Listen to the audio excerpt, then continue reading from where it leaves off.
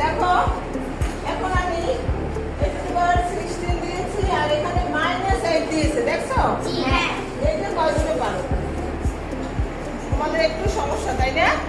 আচ্ছা, আমি বুঝাই দিতেছি। দেখো আমাদের ভাগের সময় কি হওয়ার কথা? বিয়োগ। ভাগের সময় বিয়োগ। বিয়োগ, তাহলে এই বিয়োগটা দিলাম। আর এখানে পাওয়ার কত আছে? -8। -8। -8, তাহলে -8 এই দিলাম। তাহলে এখন দেখো তো এই 16 মাইনাসে মাইনাসে প্লাস। প্লাস, তাহলে কত হয়? 24।